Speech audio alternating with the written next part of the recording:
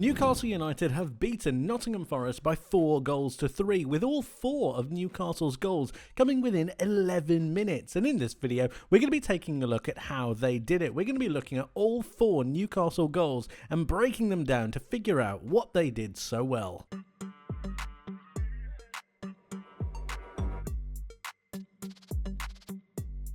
Let's take a look at the first goal, and before we move this on any further, we've got a couple of things we need to notice. First of all, Nottingham Forest are defending a set piece. They've got a good defensive line right here, and they're holding against that aerial presence that Newcastle have. The second one being that Joe Willock is recycling possession over down this Newcastle left and Nottingham Forest right. There's good pressure off the ball from Callum Hudson-Odoi and from Elliot Anderson, but a really concerning thing from a Nottingham Forest point of view is the positioning of Fabian Schär and in particular Lewis Miley. Now we know later on down the line he's going to be the goal scorer, but even if you didn't know that, you can't give a Newcastle player this amount of space to be able to do anything with. You know a cross or some kind of pass is going to come into the box, so you need to have some kind of awareness.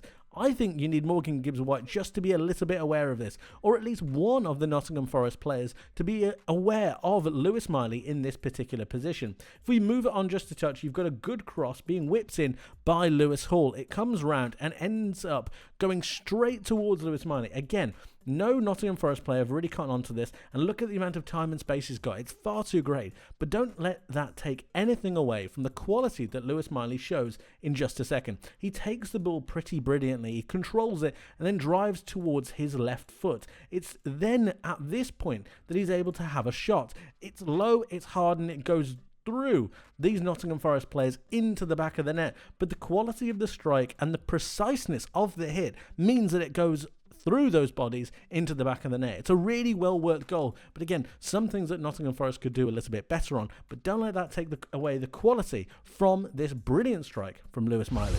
We all know the amount of quality Newcastle United have throughout their ranks, but in particular for Nottingham Forest, they wanted to stop 2 players, and that was Alexander Isak and Anthony Gordon. Gordon in particular, they wanted to stop to try and prevent the progression from Newcastle down this left-hand side, and it didn't really work out. In fact, all 4 of Newcastle's goals ended up happening or occurring due to a phase of play that happened on this left-hand side of the pitch. Clearly something that Newcastle are very, very happy with. But it was in the role of Ola Aina that Gordon found himself having something of a sacrificial role, moving Aina in terms of a man marking position out of position to best give Newcastle United the ability to exploit the space that was left once Aina left. You had Gordon running and moving in field, Aina following, even dropping deep at times with Aina following, leaving a load of space for both Lewis Hall and Alexander Isak to run into. Again, like I said, the progression down this left-hand side was absolutely key for Newcastle, and all 4 goals came down this particular avenue through different phases of play. Just goes to show that what Nottingham Forest tried to do didn't quite work out, and I think a lot of that was down to the great movement and off-the-ball runs from Anthony Gordon. The second goal showcases just that. This is Anthony Gordon in a very, very low position, almost in line with certain defenders, and you've got Lewis Hall making that forward run into the space that we mentioned just a second ago. But notice the positioning of Ola Aina right here. He's trying to man-mark Anthony Gordon, trying to get him out of the game, making sure that he can't have an impact, which is exactly what he ends up having. He whips the ball round towards that left-hand side for Newcastle, and it gets pounced upon by Alexander Isak. A brilliant run from him right here just to move into that channel. Again, the channel that is left and got exposed due to the aggressive nature of Ola Aina in this particular situation. Note the also forward-thinking run of Lewis Hall right here, taking up that position and supporting Alexander Isak as he goes forwards. Isak plays a brilliant back heel right here, noticing the runs from the likes of Joe Willock, from the likes of Lewis Hall, and it allows Newcastle to progress the ball forwards a little bit faster. As he plays that, you've then got 1, you've then got 2, and once Alexander Isak spins, you've now got 3 players attacking those 3 Nottingham Forest defenders. You've even got Jacob Murphy out on this far side, so you could argue it's a 4-on-3. But notice you've got 1, you've got 2, you've got 3, and you've got 4. This is so dangerous, and it's a brilliant way that Newcastle were able to exploit the space that Nottingham Forest left due to those aggressive runs of Ola Aina. As this progresses further forwards, you've got a great run from Lewis Hall, a brilliant off-the-ball run from Joe Willock to really pull that centre back away, and you've got an overlapping run of Isak. Really, really well done. As it goes forward, Lewis Hall takes the shot, and of course, it just gets a very unfortunate deflection, which ends up going over to the back post. But this is why you need all of those players committing forward for Newcastle, because it ends up going towards Jacob Murphy. And if he didn't follow that on, if he was just happy with watching his teammates do something on the other side of the pitch, he would never have gotten this goal. He manages to get there, and he gets his reward for his hard work. Again, all of these Newcastle players working well with each other, but it was that progression down the left-hand side which was absolutely vital. A bad day turned from bad to worse from Olayena after this progression of play. You've got Alexander Isak recycling the ball round towards Lewis Hall, who is currently off of your screen. But it's what happens with Olayena once this cross gets whipped in, which really turns the day quite sour for him. As Lewis Hall attempts to whip the ball in, you've got Olayena jumping, and it's this particular moment right here. If we can get a good look at that, let's see if we can really look at it here. You've got his elbow extended out of his body as he's jumping up forwards. He's turning his back, trying to move away at the same time. It's really unfortunate. I think his elbow gets dragged out because he's spinning at the same time. It's, again, really unfortunate, but all day the referees will look at that and say that he's extending a part of his body to try and gain an advantage.